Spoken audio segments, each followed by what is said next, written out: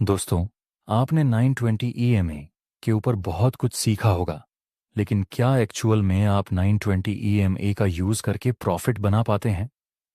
आधे से ज़्यादा ट्रेडर को 920 EMA को सही तरह से यूज़ करना आता ही नहीं, क्योंकि 920 EMA को आप उस तरह से नहीं यूज़ कर सकते जिस तरह से आपको यूट्यूब गुरु बताते हैं। और मैं ऐसा इसलिए बोल रहा हूँ क्योंकि इस चार्ट को देखिए। यहाँ पर 920 EMA का सपोर्ट लेकर प्राइस ने बुलिश सिग्नल दिया। अगर आप यहाँ पर बाय करते तो आपका स्टॉप लॉस हिट हो जाता। सिर्फ इतना नहीं, यहाँ भी प्राइस ने EMA का रेजिस्टेंस लेकर एक बेयरिश सिग्नल दिया। अगर आप यहाँ सेल करते तो यहाँ भी आपका स्टॉप लॉस हिट हो जाता है। इसीलिए मैं कहता हूँ कि आप 920 EMA को रैंडम यूज़ मत कीजिए। इसको यूज़ करने का एक प्रॉपर प्रोसेस होती है, एक प्रॉपर मेथड है, जिसके बारे में हम इस वीडियो में बात करने वाले हैं। मैं जो आपको प्रोसेस बताने वाला हूँ, यही प्रोसेस को फॉलो करके आप ट्रेडिंग से प्रॉफिट बना पाएंगे, ना कि किसी रैंडम स्ट्रेटजी का यूज़ करके। अगर आप क्रिप्टो, फॉरेक्स या स्टॉक मार्केट में नए हैं या ट्रेडिंग में लॉस हो रहा है तो पहले बेसिक्स से एडवांस तक सीख रहे हैं, तो उसके दिमाग में सवाल आएगा कि एक्चुअल में EMA क्या है। तो दोस्तों, EMA का फुल फॉर्म होता है एक्सपोनेंशियल मूविंग एवरेज।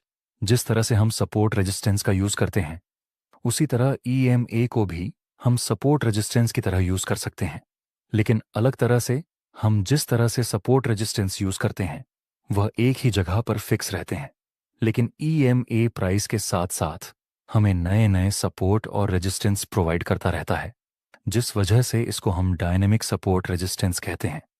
आज हम जिस स्ट्रेटेजी का यूज़ करने वाले हैं, उसके लिए हमें 2 EMA की ज़रूरत रहेगी, जिसके लिए आपको इंडिकेटर के सेक्शन में मूविंग एवरेज एक्सपोनेंशियल सर्च करना है। इस पर एक बार क्लिक करना है और फिर से इसी के ऊपर क्लिक करना है टोटल 2 बार। इस तरह से आपको 2 EMA चार्ट के ऊपर प्लॉट करने हैं। अब दूसरे EMA की सेटिंग्स ओपन करनी है। वहाँ पर आपको EMA की लेंथ 20 रखनी है और स्टाइल में जाकर इसका कलर ब्लैक कर देना है। आप कोई भी कलर यूज़ कर सकते हैं। आखिर में हमें ओके पर क्लिक कर देना है। हमारे पास 2 EMA हैं, जिसमें एक EMA की लेंथ है 9 और दूसरी EMA की लेंथ है 20। ये दोनों EMA का यूज़ करने के मैनुअली 3 तरीके होते हैं।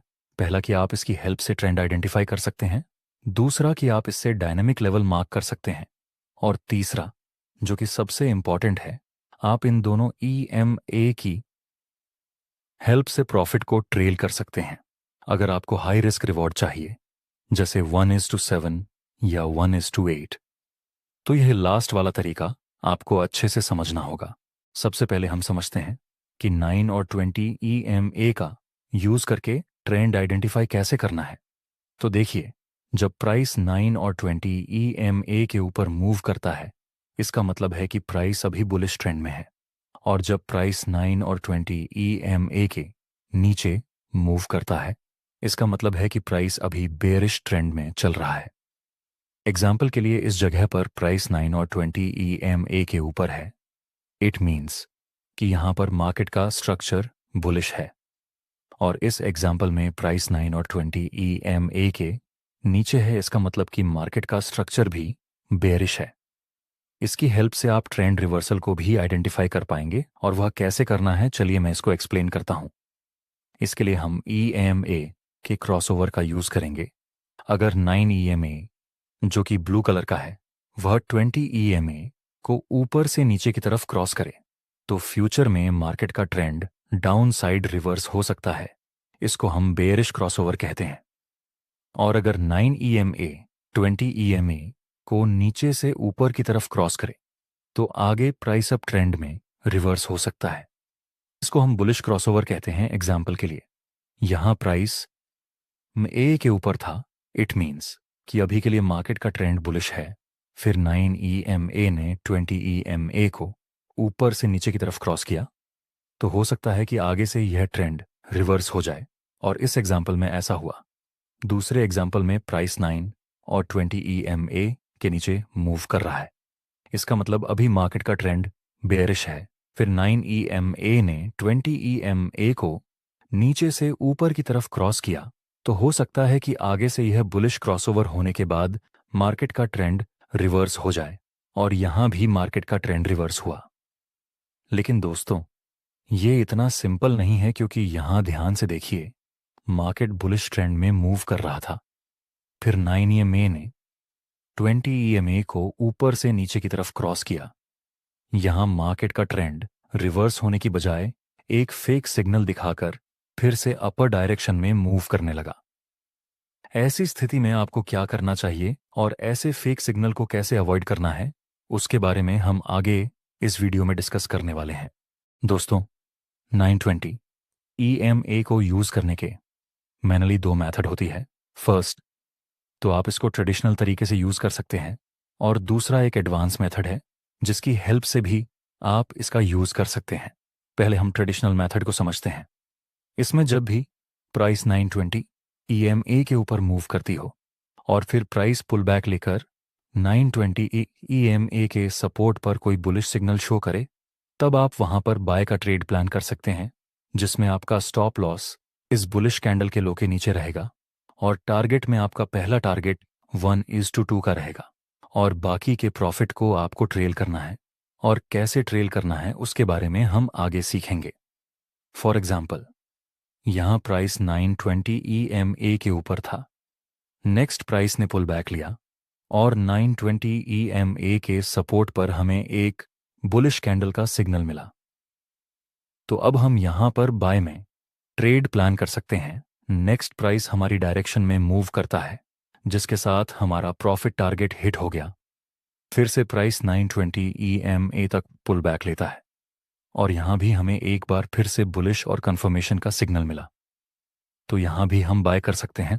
दोस्तों, आगे प्राइस हमारी डायरेक्शन में तो गया, लेकिन उससे पहले हमारा स्टॉप लॉस हिट हो गया।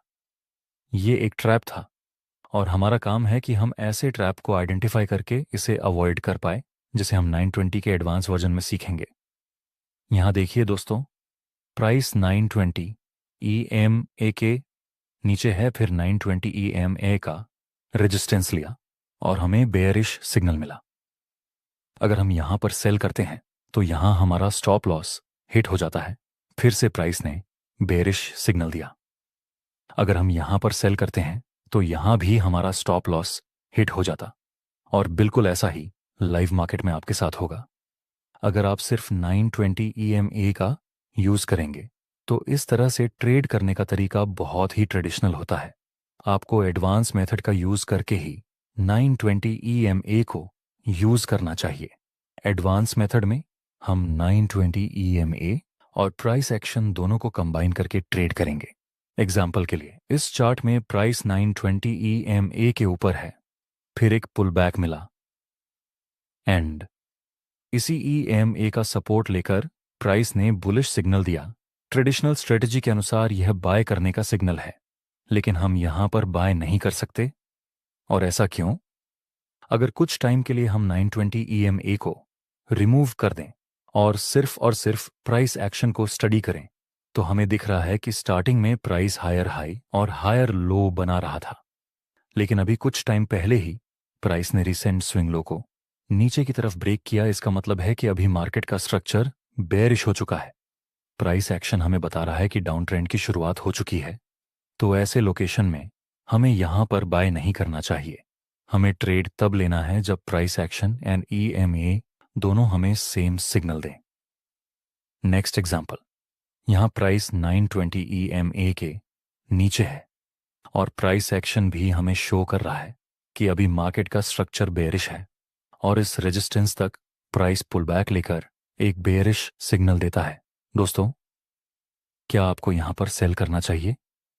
एक्चुअली आपको यहां पर सेल नहीं करना चाहिए, क्योंकि इस बेयरिश सिग्नल की कंफर्मेशन कैंडल ने इसकी अगली कैंडल को नीचे की तरफ ब्रेक नहीं किया। हम तभी ट्रेड कर सकते हैं जब कोई बेयरिश कैंडल के लो को confirmation candle down side break करे, नेक्स्ट प्राइस नीचे गया। अगर आप यहां ऐसा सोचते हैं कि अगर मैंने सेल कर लिया होता तो मुझे काफी अच्छा प्रॉफिट हो जाता, तो अगर आप इस तरह का माइंडसेट रखते हैं तो कांग्रेचुलेशन, आप जल्दी ही अपना अकाउंट खाली करने वाले हैं। आपको हमेशा ट्रेडिंग के रूल्स को स्ट्रिक्टली फॉलो करना पड़ेगा, तभी आप ट्रेडिंग से प्रॉफिट बना पाएंगे। नेक्स्ट क्या होता है आगे? 9 EMA ने 20 EMA को नीचे से ऊपर की तरफ क्रॉस किया और बुलिश क्रॉसओवर मिला।